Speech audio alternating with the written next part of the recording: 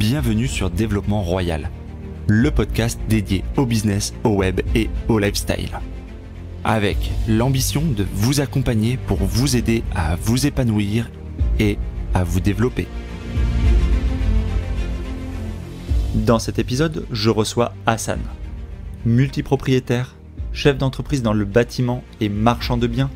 Il est aussi connu sur Internet sous le pseudo Le Pro de l'Imo. Il nous partage son parcours atypique, alors restez bien à l'écoute.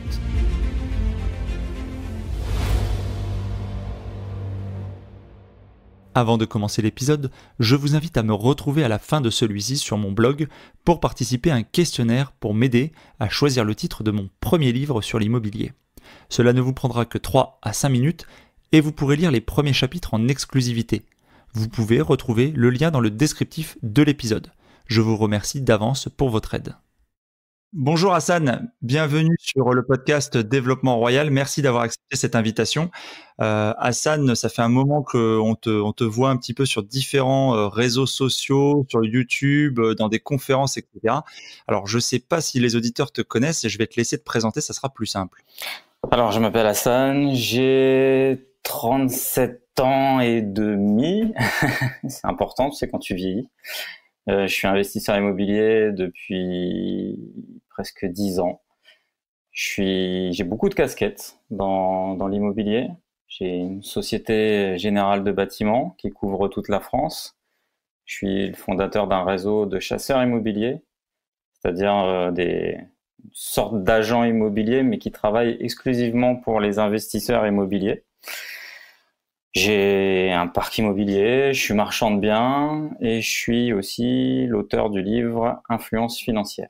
C'est plutôt bien rempli, on va pouvoir détailler au fur et à mesure. Il y a beaucoup de choses. On va détailler ça au fur et à mesure, puisque je pense qu'il y a pas mal de choses différentes qui vont intéresser les auditeurs. On est tous, c'est franco-français d'aimer l'immobilier. Est-ce que tu peux nous dire d'où tu viens, quel a été ton parcours en quelques mots avant d'arriver où tu en es aujourd'hui ? Avant d'en arriver où j'en suis, j'ai fait faillite avant de commencer dans l'immobilier, puisque moi, très jeune, je ne pouvais pas travailler pour quelqu'un. Il fallait tout de suite que je sois entrepreneur. Et dès la sortie du lycée, je suis devenu entrepreneur, quasiment. Et j'ai monté des sociétés. J'ai monté des magasins de prêt-à-porter. J'ai difficilement commencé jusqu'à un certain moment où j'ai fini par y arriver et développer des points de vente, plusieurs même, jusqu'à la crise de 2008 et la faillite. Ah oui, donc ça a été un atterrissage forcé, 2008. Ouais, 2008-2009, jusqu'à la liquidation totale et définitive de ma société. Enfin, de mes sociétés. J'avais plusieurs sociétés et plusieurs points de vente. D'accord, donc tu nous viens de Picardie. Absolument. Quelle est ta situation familiale ? Je suis marié et père de 3 enfants. D'accord. Est-ce que ça a été un frein, cette situation familiale, à ton activité en général ? Absolument pas. Tout l'inverse, justement. C'est-à-dire ? C'est-à-dire que c'est ma famille qui m'a créé justement mon moteur. Ça a été ta dynamique pour arriver à te lancer et à pas lâcher prise à certains moments ? Absolument, puisque comme je te l'ai dit, lorsque tu subis une faillite, tu n'as plus rien pour vivre. Et lorsque tu es en couple et que tu as des enfants, il faut trouver la solution. Donc c'est un vrai moteur. Et ma faillite a été une vraie bénédiction. Donc t'étais déjà dans ta situation familiale actuelle quand tu as fait faillite ? Tu avais déjà 3 enfants ? Non. J'avais une grande fille d'un première union. Et puis, j'ai eu 2 enfants par la suite, 2 garçons. D'accord, mais déjà un enfant, de toute façon, sans une responsabilité, effectivement. Absolument. Donc, il n'y avait pas d'autre solution que de rebondir, quoi. Tout à fait. Est-ce que tu te souviens ce qui t'a, quand on remonte aux origines, tu dis dès la fin de ton lycée, tu t'es dit, moi, je pourrais pas bosser pour quelqu'un. Pourquoi tu t'es dit ça ? Alors, c'est même avant ça. Hein. C'est dès l'école. J'étais déjà pas très bon élève parce que j'étais contre le système scolaire et contre la hiérarchie scolaire. Donc évidemment, il fallait bien que j'entreprenne. T'étais le caïd de l'établissement? Pas du tout. J'étais juste pas fait pour être dans ce système scolaire avec un maître qu'on écoute. T'étais un rond dans un monde de carrés? C'est plutôt ça, ouais. C'était compliqué pour moi. C'était très très compliqué. Jusqu'à de la phobie scolaire. Donc c'était vraiment très compliqué. D'accord. Et quelles étaient tes aspirations? Alors tu t'es dit quoi à ce moment-là? Quand j'étais jeune, Ouais. que je devienne millionnaire, c'était une obligation de vie. T'avais quel âge à ce moment-là? Tu te rappelles un peu quand est-ce que tu Vers pensais à ça? tout gosse, hein, 7-8 ans, je pense. Ah oui, c'est très jeune, Ouais. effectivement. Quand tu es sorti du lycée, tu t'es dirigé vers le prêt-à-porter, mais pourquoi cette activité-là? Pourquoi cette activité-là? En fait, je vendais surtout des chaussures de sport et ça va être très bête ce que je te dis, mais parce que j'adorais sentir les baskets neuves. Voilà. Bah, chacun son truc. Exactement. T'es fétichiste de la basket neuve. Ouais, je sais pas pourquoi. Il y a une odeur de colle qui est fantastique et qui est un peu, D'accord. c'est un peu une drogue et voilà. Et puis j'étais accro des sneakers et voilà, ce qui a fait que j'en ai T'avais les fait. modèles, les années, les marques, Voilà, enfin les tu collectionnais. Jordan, Ouais. les Air Max, enfin c'était mon dada, donc je me suis dit bah pourquoi pas lier les deux et en faire un magasin, un concept, voilà. D'accord. Comment tu lances ce premier magasin? Financièrement, combien t'avais? Tu te rappelles un peu? Bah rien en fait, j'avais rien du tout en poche parce que déjà moi je suis issu de la classe sociale bas de l'échelle on va dire et Populaire, c'est ça? populaire, ouais, si on peut dire, ouais. Et j'avais pas d'héritage, de capital de départ, j'étais pas finançable puisque j'avais pas une banque qui allait me prêter pour un projet comme ça. Donc c'est simple, il y avait à l'époque ce qu'on appelait des aides de l'État, des prêts à taux zéro. Je sais pas s'ils font encore ça pour les entreprises aujourd'hui, mais en tout cas à mon époque c'était possible de faire ce genre de choses. Et puis j'ai passé des concours pour avoir des aides subventionnées. Je crois que le magasin, en tout et pour tout, j'ai dû récolter le prêt à taux zéro, les aides subventionnées, 15 000 euros. Puis j'ai commencé à ouvrir ma première boutique avec ça. Comme quoi, quand on veut, on peut. Oui, oui, bah d'ailleurs c'était ma petite fierté à l'époque parce que pour avoir cette aide, je crois, il y avait une des aides, il nous donnait 6 000 euros et on était 150 dans la région à présenter un dossier et on a été 4 à avoir l'aide. Et en fait, je passais devant une commission d'une dizaine de personnes, des entrepreneurs, des, des comptables, des juristes. Et puis, ils ont cru en mon projet et ce qui a fait ils m'ont donné cette aide de l'État. D'accord. Ça, c'est tes démarrages. Donc, Oui. tu commences dans le prêt-à-porter. Ça dure combien de temps, le prêt-à-porter, finalement, dans ton parcours? 6 ans, à peu près. Donc, 6 ans dans le prêt-à-porter. Et pendant cette période-là, est-ce que tu commences à t'intéresser à d'autres types d'activités? Quand je sentais un peu le vent tourner avec mes magasins, oui, j'ai commencé à visiter de l'immobilier. Donc ça se passe dans les années combien? 2007 par là? 2008, là, quand on arrivait dans le dur, en fait, où je voyais le chiffre d'affaires commencer à stagner, puis commencer à régresser, puis les problèmes commençaient à arriver. Je voyais pas encore la liquidation, je pensais pas que ça allait arriver vite, mais je me suis dit que déjà il y avait un problème, c'est que j'étais gérant de plusieurs magasins qui n'étaient pas en plus dans les mêmes villes, que je faisais énormément d'heures, que je gagnais 3 fois moins que mes salariés, que je faisais que ça, et que c'était si je ne produisais plus, je ne gagnais plus. Et donc, je voyais qu'il y avait un problème à mon système d'être un gérant de société. Donc j'ai commencé à m'intéresser à un autre levier, et cet autre levier-là était l'immobilier. Est-ce que tu peux nous raconter tes débuts quand tu t'es lancé en immobilier, en fait? Comment ça a commencé? Quel a été ton premier achat, tes premières, comment tu t'es décidé au début? Je me suis décidé en multipliant déjà les visites. déjà dans un premier temps, c'est qu'il fallait que je connaisse un petit peu ce système, comment ça fonctionne, qu'est-ce qu'il y a à vendre, connaître un petit peu mon marché. J'avais pas spécialement de ligne directrice ni de stratégie bien efficace, puisque j'y connaissais absolument rien. Par contre, j'avais un but, c'est que ce levier allait me rendre riche.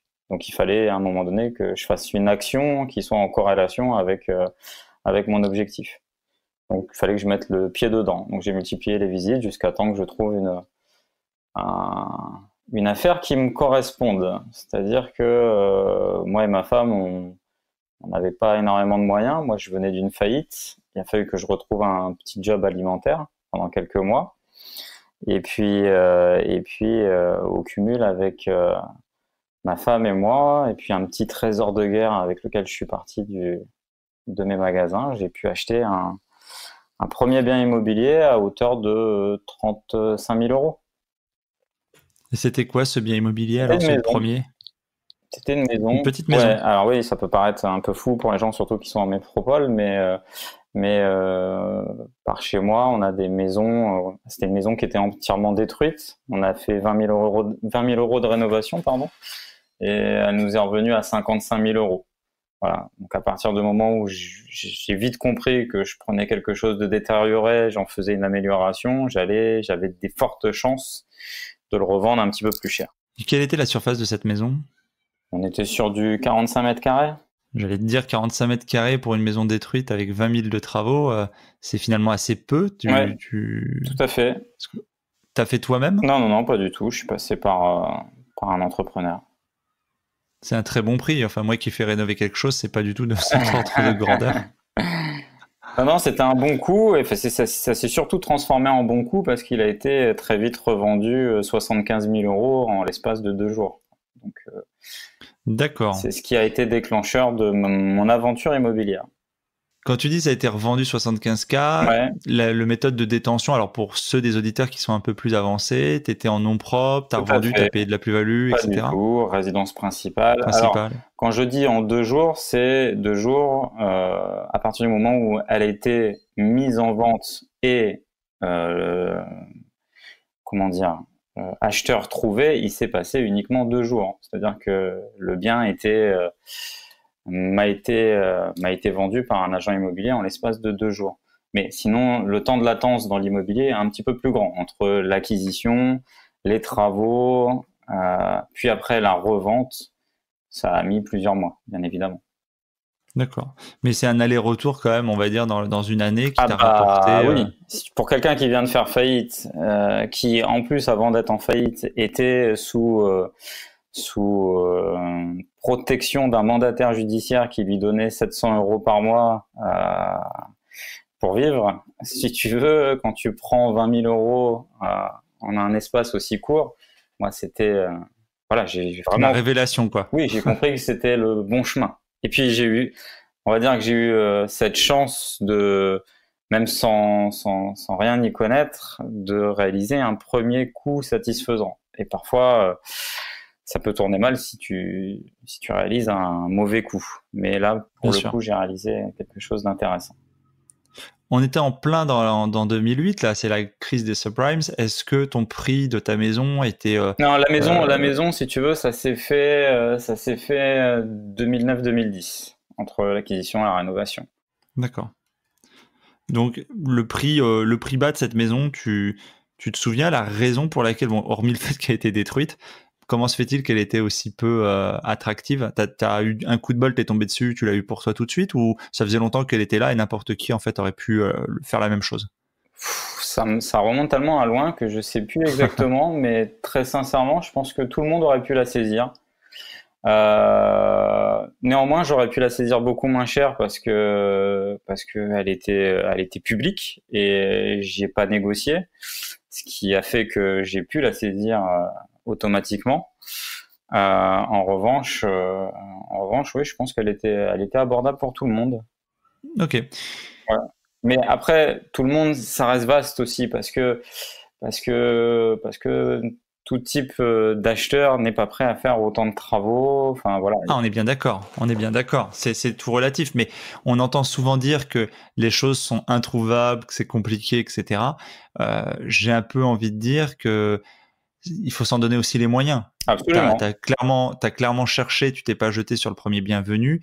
Maintenant, t'as pas trouvé quelque chose qui était dissimulé, caché aux yeux de tous. C'était voilà. Non. Mais par contre, voilà, j'aurais pu faire énormément de plus. Quelque part aussi, j'avais pas choisi une maison avec un super emplacement. Enfin, j'ai fait plein d'erreurs, mais j'ai quand même gagné 20 000 euros. Bien sûr. Est-ce que tu peux maintenant nous dire un peu comment les choses se sont accélérées d'un point de vue acquisition immobilière pour toi? Et puis déjà, au jour d'aujourd'hui, est-ce que tu peux partager avec les auditeurs le nombre de lots que tu as? Alors ça s'est accéléré puisque pour la simple et bonne raison, c'est que j'ai vite compris en faisant en parallèle cet achat-revente, j'ai acheté un bien pour faire du locatif. Et je gagnais de l'argent directement avec le bien en locatif parce que je l'avais bien acheté. J'avais mon loyer du locataire qui était plus grand que mon coût du crédit.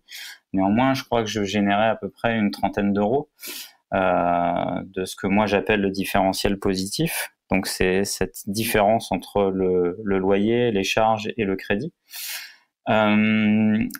Le problème, c'est que 30 euros, ça va pas changer radicalement ma vie. Et moi, depuis que j'ai 7 ans, je veux être millionnaire, donc il fallait que j'accélère un petit peu les choses.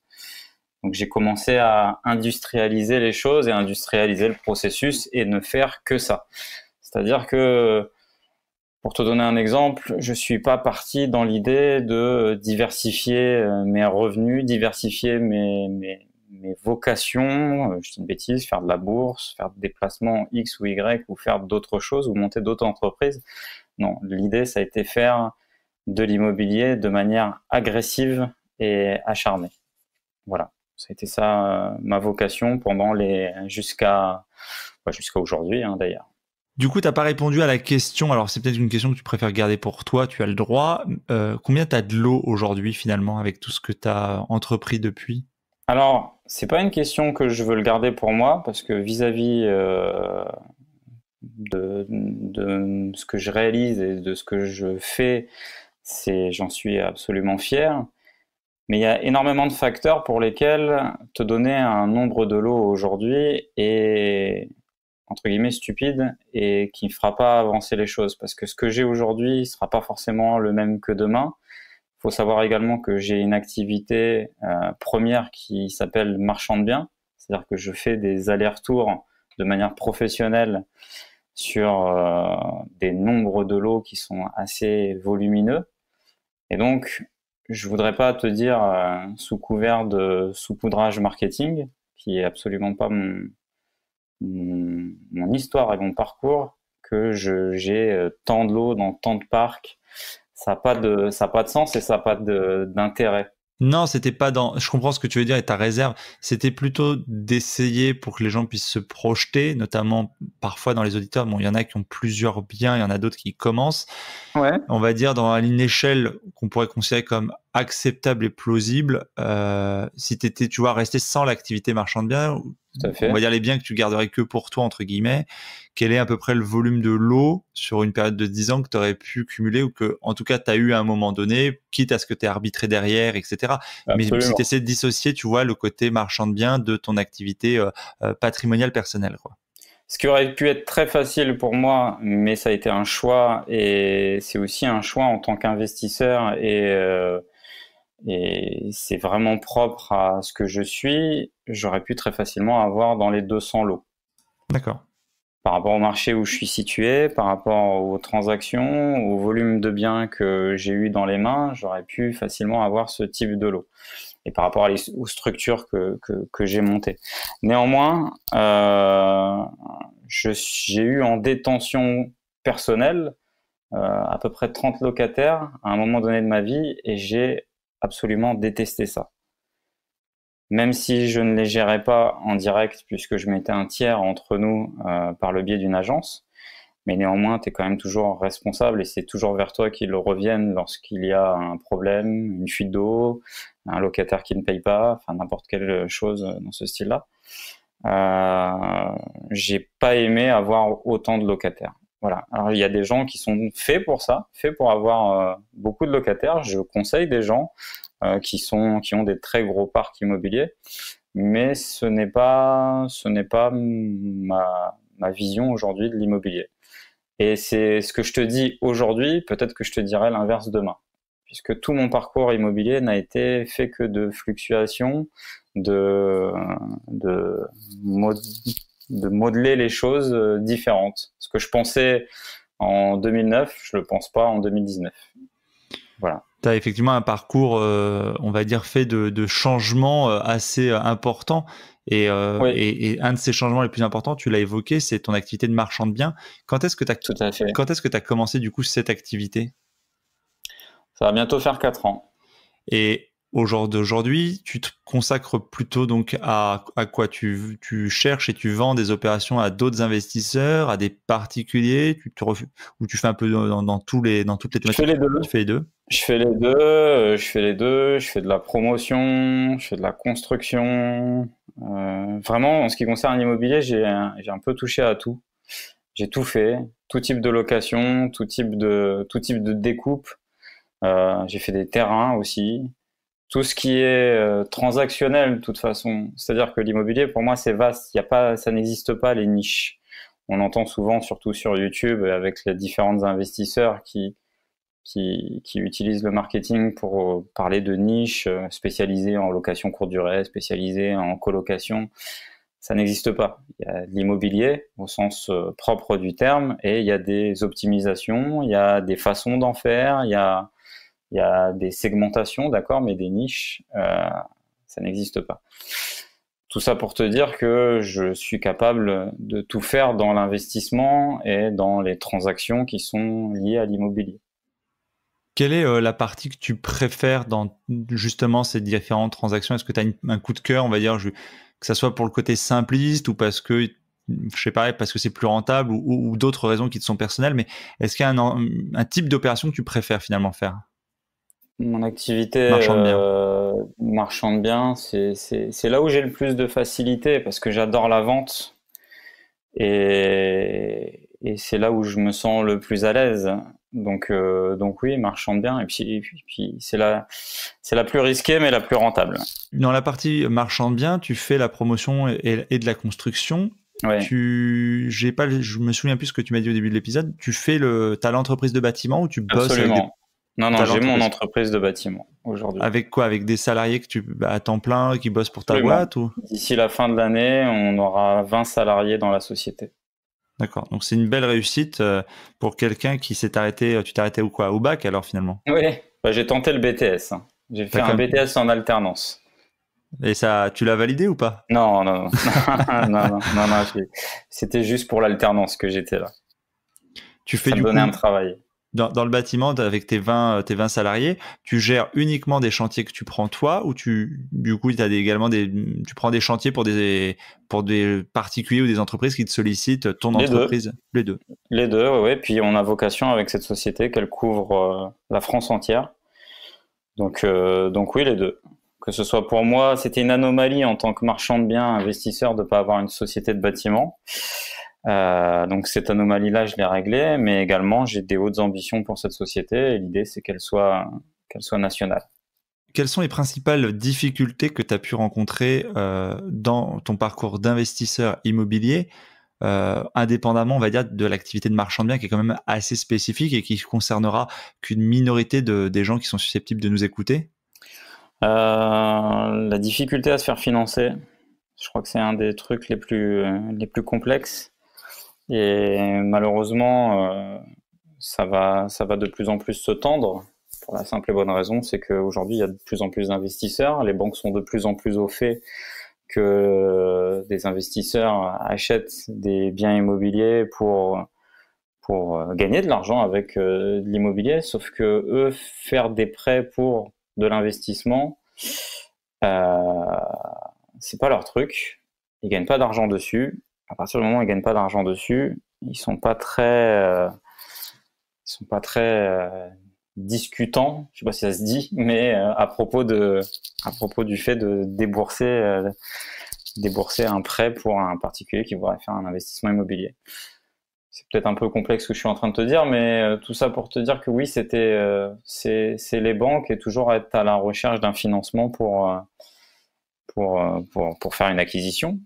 Surtout quand tu en fais beaucoup, que tu en fais plusieurs, que tu arrives à des seuils, à des plafonds, que les banques te bloquent pour continuer d'investir parce que tu n'as pas les revenus suffisants. Et puis après, quand j'ai eu les revenus suffisants et que j'ai eu des très bons revenus fonciers, les banques m'ont bloqué également en me disant cette absurdité finalement, vous gagnez trop et on peut plus vous financer. Donc voilà, je pense que ça a été une des plus grandes de mes problématiques.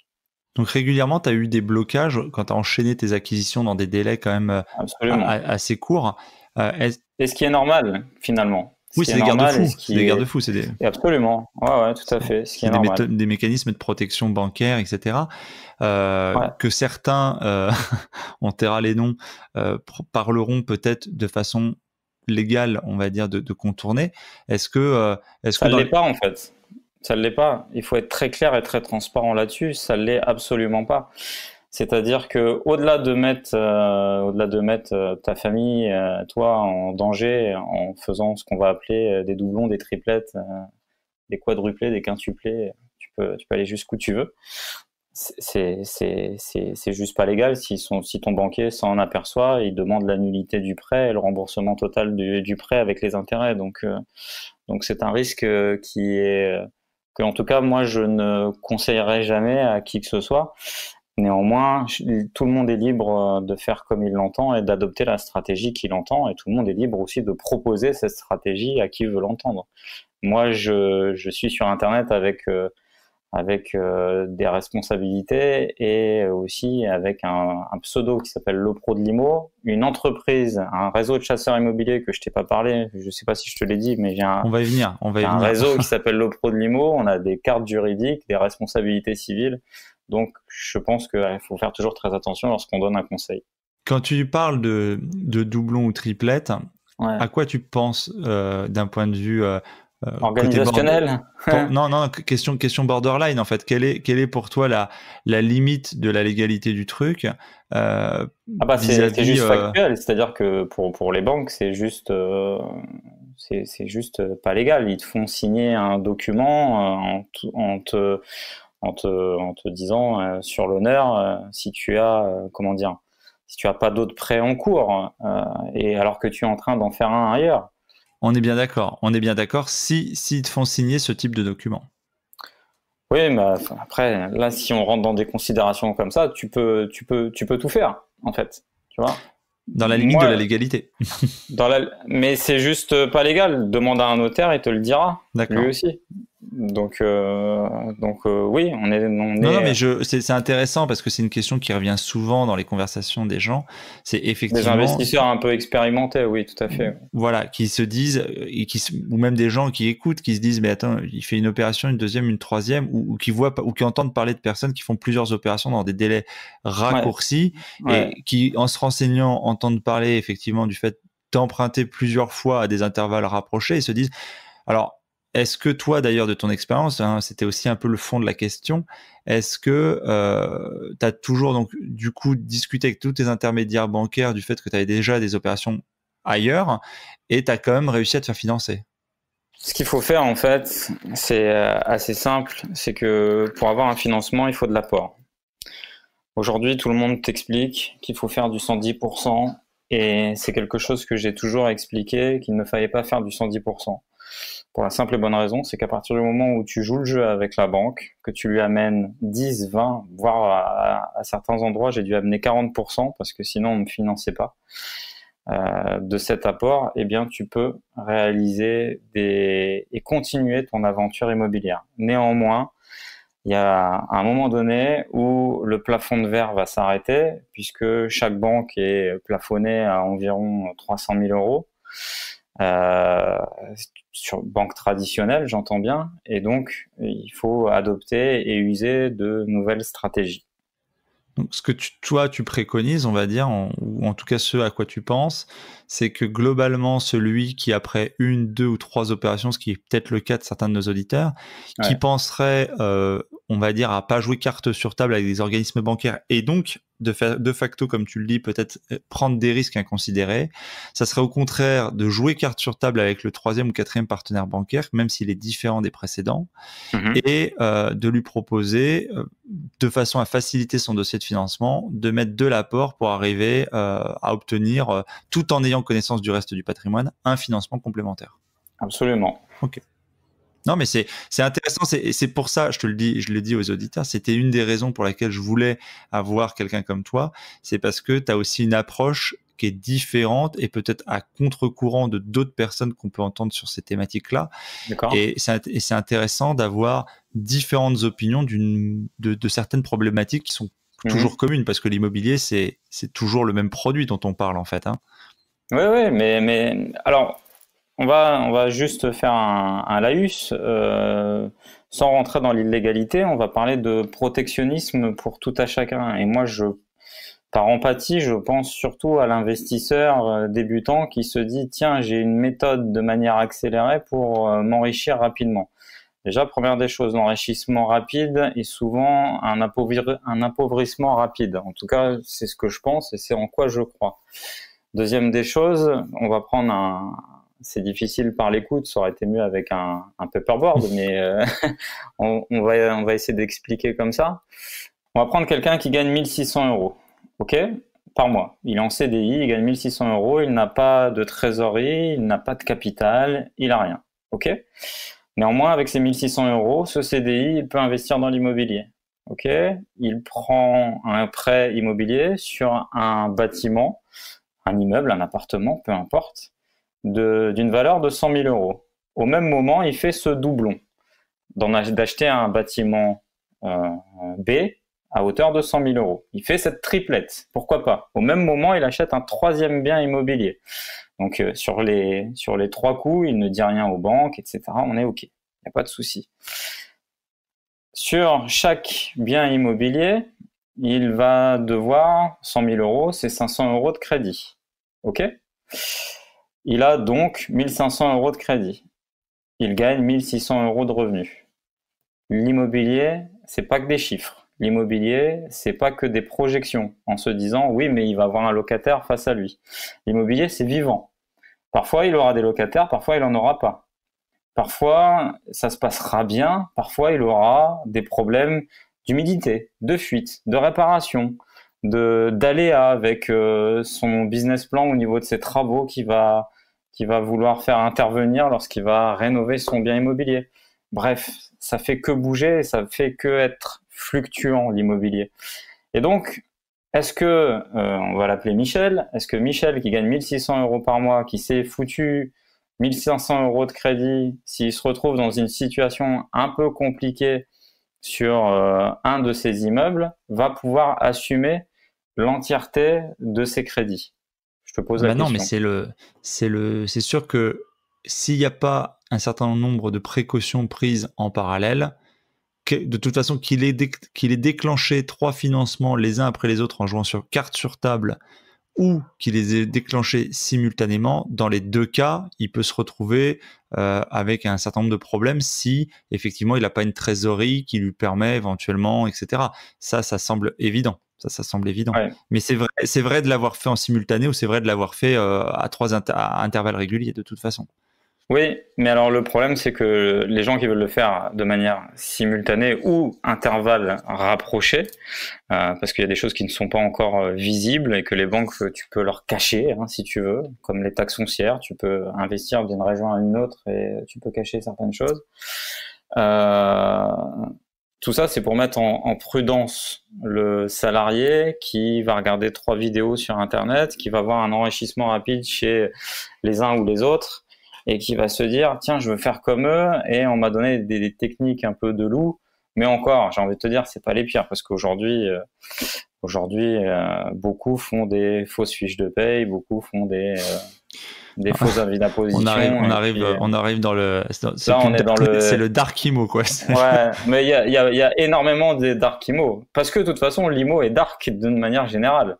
C'est ce que les gens ont tendance à oublier, et c'est ce que je tente de rappeler au quotidien à travers mes vidéos, mes formations, etc. Mais j'explique aux gens que l'immobilier, c'est loin d'être un monde de tendre. Quel que soit le secteur dans lequel tu vas graviter, toucher, les notaires sont pas forcément, même si ce sont des hommes de loi, il n'y a pas forcément que des tendres chez eux. Les comptables, c'est pareil. Les agents, je t'en parle même pas. Enfin voilà, c'est un monde assez dur. C'est vrai. On passe à la suite. On passe sur ton activité de chasseur immobilier, là, de réseau de chasseurs immobiliers. Ouais. T'as monté ça quand alors? Ça fait que quelques mois finalement, comme ma société de bâtiment, hein, ça fait que quelques mois et l'expansion est plutôt sympa. On va arriver à une trentaine de chasseurs. On a prévision fin 2019 d'être au minima à 50 chasseurs dans la société. Et puis une ambition un peu plus personnelle d'être à 1000 chasseurs dans les 5 ans. Alors, tes chasseurs, ils ont quel statut? Ce sont des indépendants? C'est un peu comme des les agences? mandataires, absolument. Ce sont des mandataires complètement indépendants. C'est-à-dire que quelque part, ils peuvent être quoi? Ils peuvent être chez ADI d'une main, chez toi de l'autre? Non. Ils ont leur carte professionnelle de mandataire immobilier, chasseur immobilier au sein de notre réseau. Néanmoins, ils peuvent aussi avoir une activité salariale. J'ai un de mes chasseurs immobiliers qui est également à la SNCF, pour donner un exemple. D'accord, mais par contre, quand ils sont mandataires avec ta société, ils peuvent pas être mandataires chez ADI. Bien sûr, il y a une clause de non-concurrence et ils sont bien sûr que chez nous. D'accord. Quand ils font mandataire, ces gens-là, parce que ça peut peut-être intéresser des auditeurs qui voudraient rejoindre ton réseau de mandataires, ils font quoi? Ils font un cumul d'activités pour celui qui travaille déjà dans une société, par exemple de la fonction publique, où il demande un cumul d'activités avec son employeur dans le privé? Bah, ça, après, c'est libre à chacun de fonctionner comme il l'entend. Moi, j'ai des gens qui se sont dévolus uniquement à cette activité-là, qui n'avaient pas autre travail et qui font ça de manière à temps plein, puisque c'est une activité qui est beaucoup plus rémunératrice. Déjà, c'est une activité entrepreneuriale, il faut le savoir, puisque tu es à ton compte. Et puis là, on parle de gros salaires quand même. Il y a des grosses commissions, donc des gros salaires. Ces agents, ces chasseurs, ils prospectent quoi? Pour du particulier, pour de l'investisseur, ils font quoi? Pour de l'investisseur, uniquement de l'investisseur. C'est vraiment une cible et un credo que j'ai voulu exploiter et utiliser, puisque moi, c'est aussi ce que j'aurais aimé avoir à mes débuts d'investissement immobilier. Comme je t'ai dit, on n'est pas déjà dans un monde de tendre, ça c'est la première des choses. Et en plus, on n'est pas dans un monde de gens très honnêtes. Et l'agent immobilier en lui-même, c'est pas quelqu'un qui est déjà de facto spécialisé dans l'investissement immobilier. Et en plus de ça, l'agent immobilier n'est pas non plus là pour accompagner l'investisseur immobilier. Il n'est pas là non plus pour s'occuper pleinement de son acheteur. Il s'occupe de son acheteur, il s'occupe de son vendeur et il s'occupe aussi de sa commission, bien évidemment. Donc, si tu veux, il est sur 3 parties et moi, mes chasseurs ne travaillent exclusivement que pour les investisseurs qui les mandatent. Donc, du coup, ça se passe comment? C'est les chasseurs ramènent des projets ou des biens à ton agence qui derrière trouvent éventuellement des investisseurs acquéreurs qui contactent ton agence, ou ça se passe en direct avec eux? Alors, ça se passe en direct avec eux. Alors, on peut aller sur mon site. Il y a des investisseurs qui vont directement sur mon site qui s'appelle Le Pro de l'Imo. Ils vont directement sur le site, ils demandent un chasseur immobilier dans leur région et nous, on met en contact le chasseur immobilier de la région avec l'investisseur et à partir de là, ils commencent à travailler ensemble. C'est-à-dire que l'investisseur lambda qui dit « moi, je cherche 7, 8%, 10%, peu importe, de rentabilité sur le marché de Montpellier », eh bien, on va lui mettre en relation notre chasseur sur Montpellier et puis ils vont commencer à travailler ensemble et le chasseur sur Montpellier travaillera en corrélation avec la demande de l'investisseur. Et en contrepartie, le chasseur qui arrive à remplir un mandat te reverse à ta société quelque chose? Absolument. Il nous reverse une part de sa commission. D'accord. Bon, pour ceux qui nous écoutent et qui voudraient éventuellement rejoindre l'équipe, je mettrai les liens dans le descriptif de la vidéo. On va passer. C'est un réseau classique, tout simplement. Ouais. Est-ce que on a bien développé ta partie entrepreneuriale? Est-ce que du coup tu as d'autres business à côté de ça qui déjà te prend énormément de temps? Je présume que non, mais est-ce que tu vas nous surprendre encore? Internet? Alors oui, d'accord, effectivement, oui, on n'en a pas parlé. T'as tout le projet business. Qui est un vrai business. Donc avec qui l'était pas du tout, parce que moi ça fait 7 ans que j'y suis. Depuis 2012, j'avais créé un blog à l'époque qui s'appelait Le Rêve Américain et qui n'existe plus d'ailleurs. Ou aussi, je pense. Peut-être que tu retrouveras peut-être des choses, peu importe. Mais en tout cas, on l'exploite plus. Puis jusqu'à aujourd'hui, enfin jusqu'à l'année dernière, j'étais sur Internet, mais sans rien monétiser. J'ai fait des rencontres, j'ai fait des apéros, j'ai fait des séminaires, mais mes séminaires, je ne gagnais pas d'argent dessus parce que pour certains, j'avais reversé à des œuvres de charité, pour d'autres, je vendais pas assez cher et du coup, j'étais en déficit sur les séminaires. Sauf que depuis l'année dernière, on a décidé de monétiser puisque ça m'accapare énormément de temps d'être sur Internet. C'est un vrai business.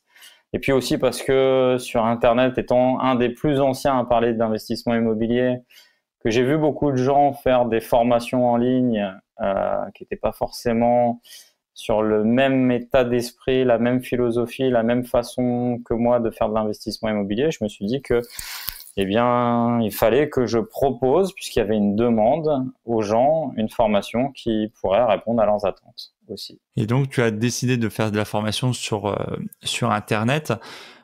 Combien tu as à ce jour accompagné de personnes? Est-ce que tu peux nous dire un peu ce que représente ton business sur Internet? Mon business sur Internet, il y a plusieurs centaines de participants à ma formation en ligne vidéo et puis sur le cumul de l'ensemble de mes séminaires, apéros que j'ai pu faire, on a dépassé les 1000 participants. Donc aujourd'hui, c'est quelque chose qui est encore qui est anecdotique dans l'ensemble de tes activités ou ça représente une vraie part importante de ton chiffre d'affaires global de l'ensemble de tes activités? Pour moi, c'est anecdotique, très sincèrement. Pour moi, c'est anecdotique. C'est un outil. C'est un outil publicitaire. J'en ai pris conscience que tardivement. Moi, j'étais vraiment sur Internet pour du partage au début. Sauf qu'à un moment donné, quand tu y passes du temps, si tu y passes du temps, mon temps vaut de l'argent. Donc, à un moment donné, il faut que je me le fasse rémunérer.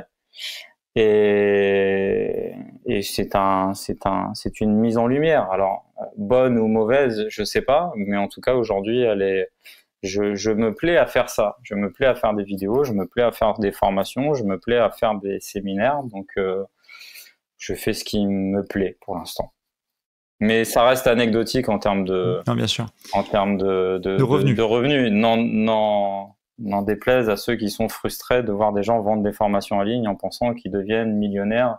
Très peu de gens sont très très riches dans la formation en ligne. C'est ce que je tenais quand même à souligner. Il y a que 2-3 personnes qui gagnent réellement beaucoup d'argent sur le levier immobilier, j'entends. Oui, en tout cas sur cette thématique-là peut-être. Sur cette thématique, oui. Voilà. Après, je ne parle pas d'e-commerce, bourse, crypto-monnaie, peu importe, mais oui. Je te parle là immobilier, on est... Quel rapport tu entretiens justement avec les autres? Parce que tu as quand même une pensée qui n'est pas forcément dans le même état d'esprit, comme tu disais toi-même, ou courant. Ouais. Est-ce que les relations sont bonnes? Est-ce que des fois il y a des prises, on va dire, de position de bec qui peuvent être assez fortes? Est-ce qu'il y a du clash en mode comme dans les rappeurs ou ça va? Ça arrivait, je pense, c'est arrivé, ça arrivera, et il y a énormément de points à prendre en considération. Moi, je suis un des plus anciens. Quand j'ai commencé, on était 4, je crois, à peu près, sur cette thématique. Aujourd'hui, je pourrais même pas te les compter, on doit être des milliers, à peu près.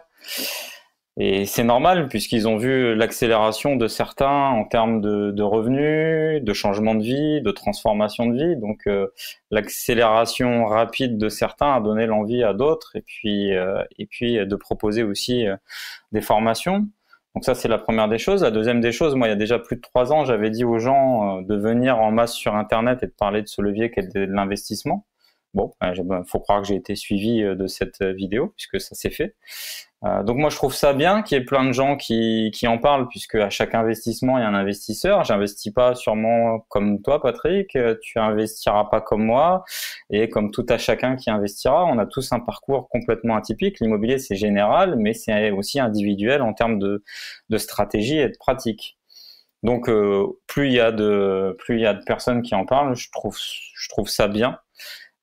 Qui est plein de formations, je trouve ça bien aussi. De toute façon, à mon sens, seuls les meilleurs resteront. Voilà, c'est à peu près mon point de vue dessus. Après qu'il y ait eu des critiques, des remarques, des divergences d'opinions, de points de vue, c'est sur un point de vue.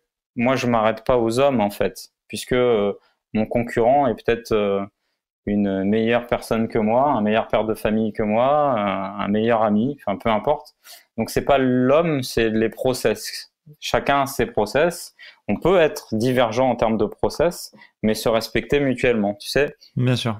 Le problème quand tu commences à cracher sur la concurrence, c'est pas sur la concurrence que tu craches, déjà, c'est sur le marché. Et quand tu commences à te cracher dessus, les gens vont commencer à voir ce marché. Tu parlais des rappeurs tout à l'heure. Pourquoi le rap a si mauvaise réputation? Parce que les mecs se clashent entre eux et finalement, il y a une sensation de défiance. Pourquoi les agents immobiliers ne respectent pas un code de déontologie qui est normalement leur code de déontologie, c'est-à-dire de se respecter les uns les autres, quelle que soit la concurrence qu'ils ont, mais personne ne le fait et donc on a un a priori sur l'agent immobilier. Bah, si on commence à faire ça aussi sur Internet, crois-moi, déjà au vu de ce que je vois un peu passer sur Internet, je vois des types qui font des forums d'insultes parce qu'ils sont pas contents, parce que des gens ont gagné de l'argent avec des formations immobilières, parce que certains se sont enrichis grâce à ça. Enfin, moi, je m'en fous en fait. Tu t'enrichis de la manière dont tu veux, peu importe. Et je pense que ça va vraiment dénaturer ce marché, alors que ce marché de la formation immobilière a fait naître énormément de marchés. Ça a fait naître et vivre énormément de monde, puisque aujourd'hui il y a de plus en plus d'investisseurs. Aujourd'hui, en off, tu m'as dit que tu investissais aujourd'hui. Donc, ça veut dire que tu vas sûrement passer par une agence, tu vas sûrement peut-être passer par un notaire, tu vas sûrement passer par une banque. Donc, tu fais travailler une économie.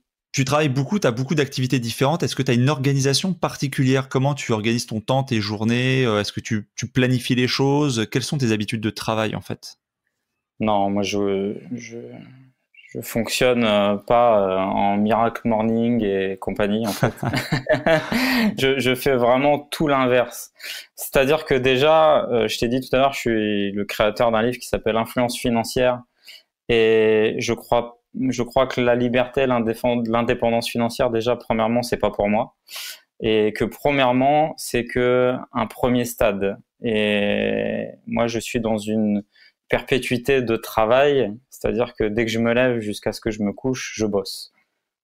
T'es pas du tout dans le mec qui a envie d'avoir du temps libre, quoi. T'es un bosseur compulsif. Non, non, le temps libre, je me le prends, ça c'est sûr. Il y a des moments où je prends le temps libre quand je sens mon corps m'alerter. Ok. Du coup, t'es pas du tout adepte d'outils particuliers pour t'aider à prendre des notes, à gérer tes journées, à prévoir, etc. T'es papier stylo, quoi. Rien du tout. iPhone. iPhone, je note sur mes notes. Voilà, j'ai des trucs en tête. Je me décharge, en fait. Si tu veux, évidemment, avec tout ce que j'ai en tête, c'est parfois oppressant. On est d'accord. Néanmoins, j'ai recruté beaucoup de monde et je me décharge sur les gens qui sont disponibles pour faire les tâches que j'ai dans ma tête, quoi. Sinon, donc à minima, t'as quoi? T'as une assistante, t'as quelqu'un qui te suit? J'ai 4 assistantes, j'ai des personnes qui travaillent avec moi sur Internet. Enfin, voilà, j'ai une structure qui me permet de... Mais en même temps donné, j'ai plusieurs sociétés, quoi.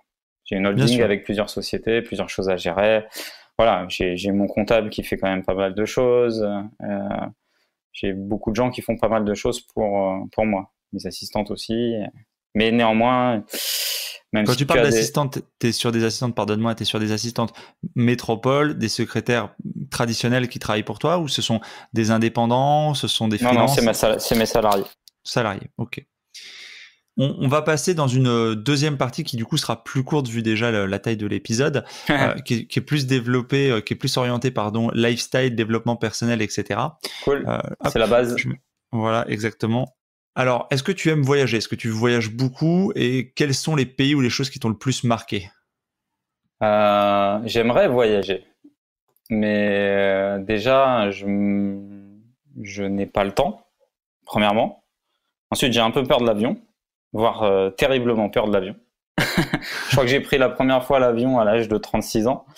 Donc voilà, c'était très traumatique pour moi. Mais c'est surtout que j'ai pas le temps, en fait. J'ai vraiment pas le temps. Et je me suis encore bloqué, je pense, 4 ans de vie à me dévoluer absolument à atteindre mes objectifs. Qui est, on le rappelle, millionnaire en fait. Millionnaire, je le suis déjà. Néanmoins, j'ai des objectifs sur les sociétés qui est d'atteindre les 100 millions de chiffre d'affaires. Ça, c'est un objectif. Et après quoi? Après la retraite alors? Je sais pas. Après un autre challenge, après je sais pas. Je suis pas dans ces considérations-là en fait. Ce que je fais, travailleras toujours. Ouais, puis ce que je fais au quotidien, je kiffe, je développe, je crée des choses, je suis participatif. Aujourd'hui, comme je te l'ai dit, si d'ici la fin de l'année, j'aurai une vingtaine de salariés, peut-être 50 chasseurs qui travaillent, alors ils sont indépendants, mais qui travaillent au titre, entre guillemets, grâce à ma boîte. Donc je fais vivre du monde, je suis participatif, je paye mes impôts en France, je suis fier de ça. Donc voilà, je crée des choses. Je crée des choses pour ma communauté, ma société. Si aujourd'hui il y a des bonnes routes en France, il y a des hôpitaux, il y a la CMU, il y a le chômage, c'est aussi peut-être parce qu'il y a des entrepreneurs qui font ce type d'efforts. C'est sûr. As-tu des passions, des loisirs, des choses que malgré ton planning chargé, tu arrives à faire ou pas? Oui, mais c'est une passion difficile, surtout ces derniers temps. Je suis un inconditionnel de l'Olympique de Marseille, alors tu comprendras que c'est compliqué pour moi en ce moment. C'est pour ça que tu as cette petite mine au podcast, c'est voilà, c'est ça, c'est très dur, surtout depuis hier, mais non, mais c'est une grande passion, moi et l'OM. Et tu fais du sport du coup aussi? Sport, oui, je boxe, je fais du sport quotidien de toute façon. Ça, par contre, dans ma journée, il y a 1 heure de sport qui est bloquée. Est-ce que tu développes des habitudes, des routines, des choses, hormis là, tu nous disais que tu bloques 1 heure par exemple pour le sport. Alors tu nous as dit que t'es pas Miracle Morning ou ce genre de trucs, mais est-ce que tu as des process ou des choses qui t'aident à passer tes journées, à garder un focus ou un état d'esprit particulier? Je m'oblige à lire un livre par semaine. Et comment tu sélectionnes tes livres? Au feeling, très sincèrement au feeling. Je suis pas un inconditionnel de te dire faut que ce soit absolument un livre dev perso ou un livre business. Ah non, mais t'as le droit, mais je veux dire, est-ce que tu vas en magasin, des recommandations, ouais. En magasin, Amazon, je regarde un petit peu tout ce qui se balade. Voilà, que ce soit philosophie, éducatif, relationnel. Bon, tu me donneras ton avis, et je le dis pour les auditeurs parce que j'en profite, mais j'avais fait un article avec une liste de livres que je recommande, que j'avais déjà lu ou que les auditeurs aussi m'ont communiqué. Donc sur le blog, j'avais commencé à faire comme ça une liste à la Prévert, tu vois, de tous les livres sympas, etc. Donc si tu veux venir la compléter avec ta grosse collection. Avec plaisir. Super. Avec plaisir. As-tu du coup, issu de ces lectures, par exemple, des affirmations ou des citations qui t'inspirent et qui te guident? Est-ce que tu es du genre justement un peu à garder ça en ligne de mire? Non, pas du tout. Ça te traverse, t'apprécies sur le moment et après tu le Ouais, classes en fait. c'est ça. T'y reviens Et pas. les punchlines que moi je sors dans ma vie au quotidien ou dans mon livre par exemple, quelque chose c'est peut-être un mix de multiples influences qui ont fait ces punchlines. Voilà, on va dire. Ouais, tu cites pas un tel ou un tel, c'est des choses Non, que des non. croisements de choses qui t'ont. Le seul grand homme que je pourrais citer dans ma vie, c'est Rocky Balboa. Donc, si tu veux, c'est mon seul et unique mentor. C'est vrai. Chacun le sien. Absolument. Chacun le sien. Absolument. Ça peut être, ça peut faire rire, ça peut faire sourire, mais croyez-moi, il n'y a pas mieux que les films Rocky en dev perso. Ouais, je fais sourire les gens des fois quand je leur dis que j'aime beaucoup Arnold Schwarzenegger, que je trouve avec un parcours assez incroyable aussi, mais ça fait sourire. Mais des fois, les gens se rendent compte qu'effectivement, à l'écouter, il y a quand même des choses intéressantes. Donc, est-ce qu'il y a un livre que vraiment t'as apprécié, que t'as retenu plus que les autres, qui t'a donné un élan particulier ou pas? Ben, assez jeune, j'ai lu L'Alchimiste de Paulo Coelho. Donc c'est le seul qui m'a fait réellement réfléchir sur mon avenir. Après il y a un livre qui a changé un peu et qui m'a fait du bien, mais alors ça c'est vraiment très très personnel. Alors je sais pas si ça va intéresser les gens. Essaye toujours. C'est Je pense trop. C'est un livre qui s'appelle Je pense trop. Je pourrais plus te dire le nom de l'auteur. Je retrouverai, je le mettrai dans le descriptif. Voilà. Si ça intéresse, si ça intrigue. C'est adapté aux surefficients ou aux autistes. Ah oui, ok. Voilà. D'accord. Est-ce que tu écoutes du contenu? Est-ce que tu regardes encore donc du coup des chaînes YouTube ou du podcast ou des... Non, vraiment non. T'as plus le temps, quoi. Sincèrement, j'ai pas besoin de motivation au quotidien. Non, mais ça pourrait être dans des podcasts d'un point de vue complètement différent. Tu vois, il y a des thématiques aujourd'hui, il y a plein de choses qui se développent. Sur d'autres... Je veux dire, moi, par exemple, je cite souvent cet exemple, mais sur YouTube, il y a une chaîne qui s'appelle Everything is a Painting. C'est un mec de Los Angeles qui est dans le cinéma, qui décrypte des films, tu vois. Donc, tu as le droit d'avoir des centres d'intérêt complètement différents. Si, il y a Nicolas Mérieux, que je suis beaucoup. C'est un youtubeur écolo. Ok. Humour écolo, social, et c'est quelqu'un qui me touche énormément et j'adore suivre cette personne. Eh ben, et l'écouter. On le partagera. Ça vaut le coup si les gens veulent effectivement découvrir quelque chose de différent. Est-ce que on arrive à la fin de l'épisode de ce podcast. Est-ce que tu aurais un dernier conseil à donner pour les auditeurs qui cherchent effectivement à se lancer peut-être dans l'entrepreneuriat en général, comme toi avec ta boîte de bâtiment, ou dans l'investissement plus particulièrement, ou simplement qui cherchent un peu sont un tournant, tu vois, et justement essaient de rebondir. Est-ce que tu aurais quelque chose à leur dire?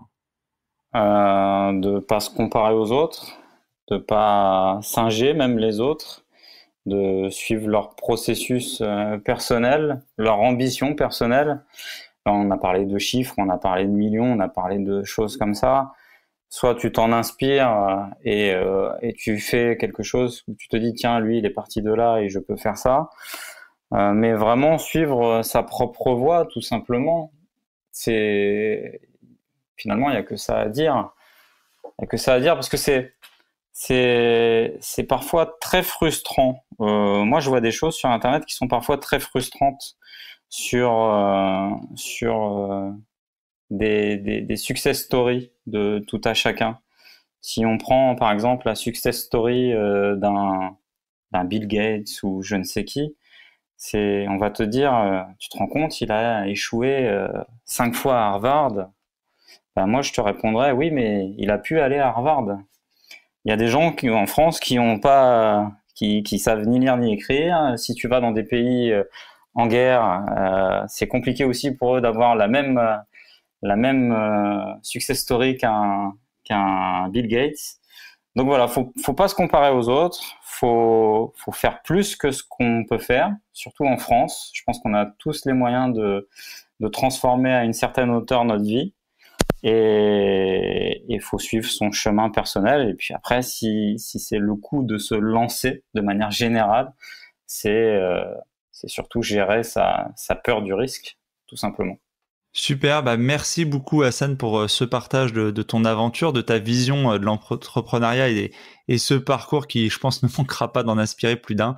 Je te souhaite beaucoup de réussite dans toutes les nouvelles sociétés que tu as créées, que tu es en train de développer, et j'espère avoir l'occasion d'en apprendre davantage et d'avoir ton retour dans quelques mois, alors peut-être quelques années. Avec plaisir, Patrick.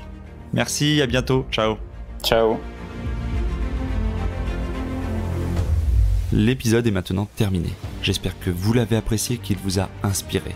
Si oui, pensez dès à présent à vous abonner. Et si vous voulez m'aider à faire vivre ce podcast, alors je vous invite à laisser un commentaire ou une évaluation sur iTunes ou sur la plateforme que vous utilisez. Cela me permet d'améliorer le contenu et de le faire connaître à un plus grand nombre de personnes. Et pour vous remercier de votre aide, je ferai chaque mois un tirage au sort parmi les nouveaux contributeurs et j'offrirai 1 heure de coaching ainsi qu'un bon d'achat de 20 € sur Amazon. Le nom du gagnant sera publié sur Facebook. Vous pouvez bien sûr me retrouver sur ma chaîne YouTube ainsi que sur Facebook, Twitter et Instagram. Je mettrai les liens dans le descriptif de l'épisode et sur le site internet www.developpementroyal.com. Je vous dis à bientôt pour de nouveaux épisodes. Si vous êtes arrivé à la fin de ce podcast, alors permettez-moi de vous proposer un passage à l'action. Si vous voulez apprendre à vous organiser pour devenir plus efficace dans votre business et dans votre vie, alors dans ce cas, inscrivez-vous à ma formation Super Organisé. C'est simple, il vous suffit de suivre le lien dans le descriptif de l'épisode ou sur le site www.developpementroyal.com.